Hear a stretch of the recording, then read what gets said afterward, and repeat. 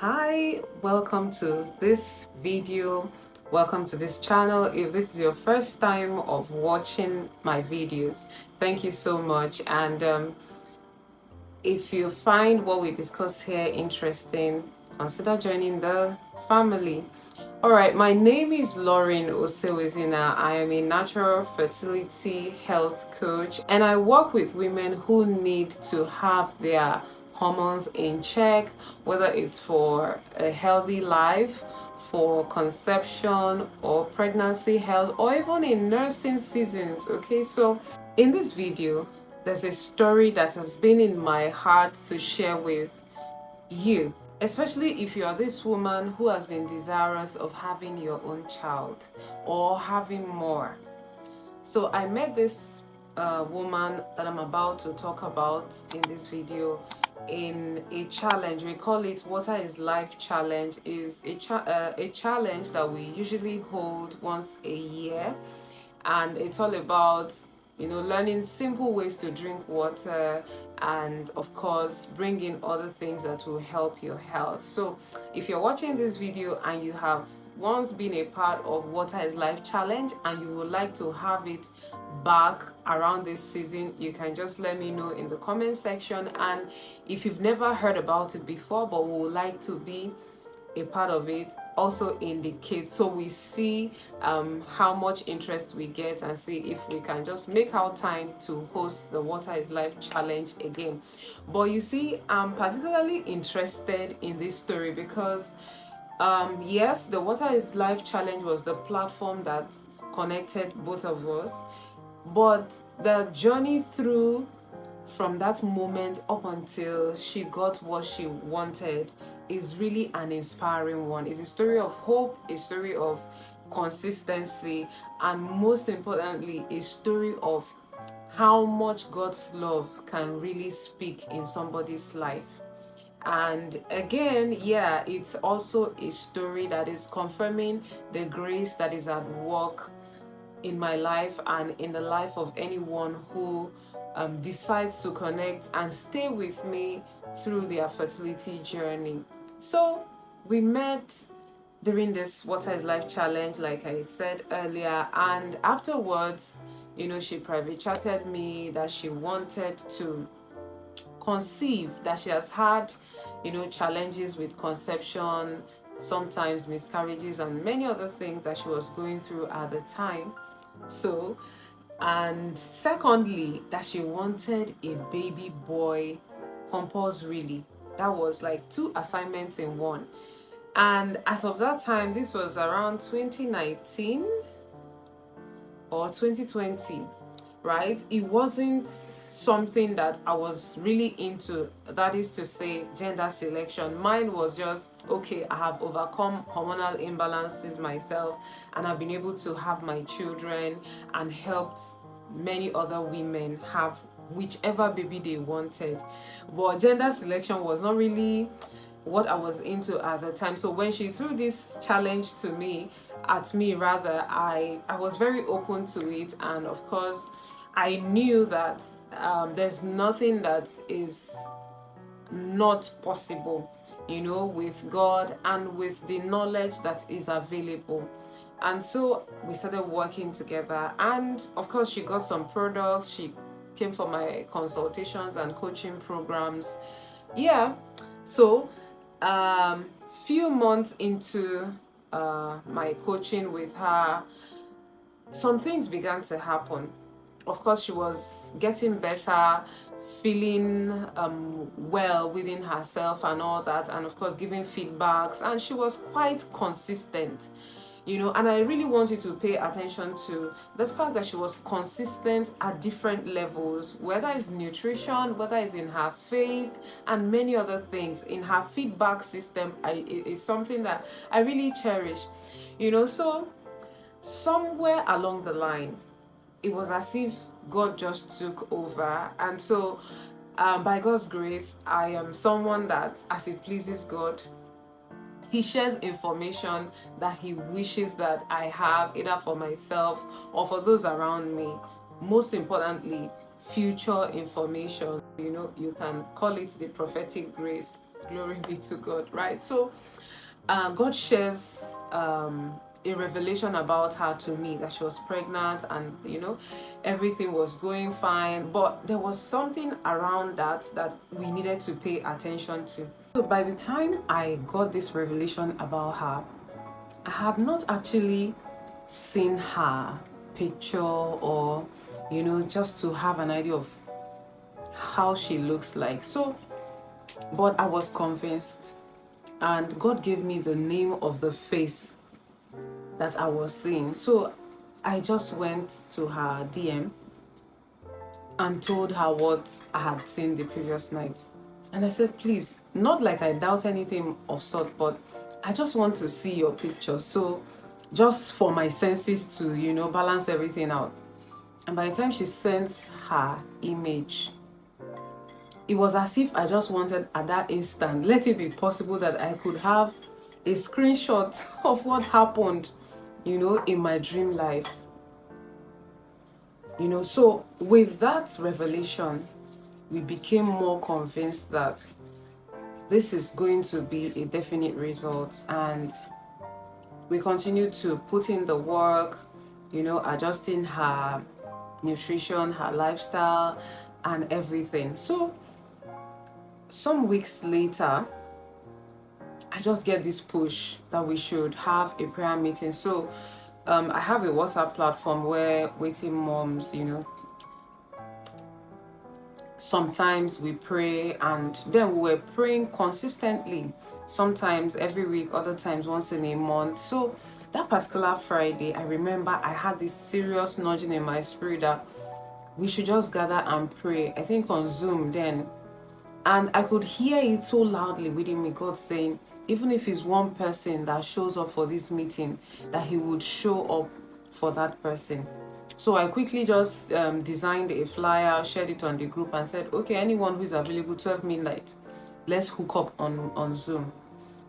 As destiny would have it, the moment I started the prayer, it wasn't up to 5 minutes, she joined. I was on that call with her for quite some time before other people joined towards the ending. Right in the middle of that meeting, we still received some words that God was releasing babies that night. So the moment I closed the prayers, as I was just trying to tidy up, next thing I hear, I'm giving her a Samuel. I'm like, what? Because I just wanted to just share it immediately with her, I quickly typed, sent it to her. And the next thing she sent me was her own picture, kneeling down in tears. And she says that this thing you sent me is just a confirmation that her daughter, one of her daughters, because she already had 2 daughters, but after then, none. So that her daughter told her that she has a conviction that God is really going to give them a boy. I can't remember if the daughter also mentioned a Samuel or something of sort. So at that instance, it was just clear that there's something that God is working out. So we just needed to be more intense with nutrition, faith, and all that. Not too long after, I think she still got some products just to support her body and all that. Few weeks down the line, she reports with a 9 weeks pregnancy, I believe. So, and we're happy, we rejoiced over it and all. Give it another few weeks, she comes back with a negative report. But you see, at this point, remember I told you, we had gotten revelations, both prophetic dreams, prophetic words in the place of prayers, so we already knew that God had released her blessings. So when that negative report came, that she was having what is called blighted ovum, that means the baby is not forming well, is not growing, and all those stuff. So I knew that this was just the devil trying to fight that testimony. Of course, as a human and somebody who really holds dear women who are trying to conceive, I was quite disturbed, and I just said, okay, at this point, we can't do anything, just like that. And I told her, just hold on. Don't accept that they terminate this pregnancy. While I'm not in the position to give that advice, because of course I'm not the husband, I'm not her, and I'm not her doctor actually. So and of course there are consequences when blighted ovum is not evacuated and all that. But I already had the conviction. So I told her, just hold on. It's God that puts that baby there. So let's not be too fast. So somehow, I remember on a Sunday, I had just returned from church and said, okay, let me just take a nap. And the next thing I was hearing was 3 hours marathon, 3 hours marathon. I had never heard that word before. But of course, I knew that God was talking to me. In fact, I wasn't just hearing it, I could feel an unusual presence. And as I was hearing that 3 hours marathon, it was like, the voice fading. The more conscious I become, the voice was fading. So I knew that this was an instruction. I shared it with my husband, and he says, go ahead and pray more to know exactly what this 3 hours marathon was about. So I prayed and went online. I searched, what is 3 hours marathon? Is there 3 hours marathon praise? Is there 3 hours marathon prayers? Lo and behold, of course, many churches. I could see Mountain of Fire. I could see Redeemed Church doing marathon praise and all that. So I said, okay, I will combine both of them. And that night, I usually like to do my spiritual things late in the night where there's least distraction or even none. So I did the much I could, praised, prayed, and believed that that was the end of that issue. And of course, I related the whole instruction to her and told her to do her bit. Guess what? From that time forward, the next thing that shows up is safe delivery of not just a baby, but a baby boy. I was very, very glad. I was very happy. But that experience really taught me a lot of lesson of really putting your faith strong in God and never letting go, because the devil always tries to challenge your testimony. But you see, when you have evidences of God speaking to you, the Bible says that faith is the substance of things hoped for. Once you have your substance, your belief, your convictions, and you are blessed enough to even have spiritual insights such as maybe prophetic dreams or prophetic instructions, word of knowledge and all of that coming, then that is reason for you to hold on and hold out till you tangibly hold your testimony. That a prophecy has gone forth doesn't mean that the devil will go to sleep. As a matter of fact, when a prophecy has gone forth concerning your conception, concerning any breakthrough that you're trusting God for, that is when the devil would want to fight you off. It is your faith that is his target, not actually that your results that you want.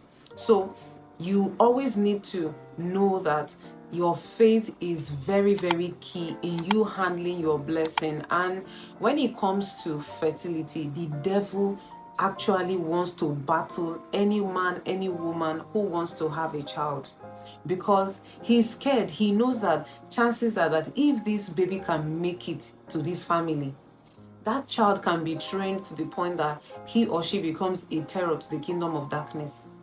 So devil being very strategic, he starts fighting, especially women. If he's not fighting from hormonal issues, he's fighting from immune system, he's fighting your mind, and when the devil fights your mind, he's destroying a lot. He's creating imbalance in your walk with God.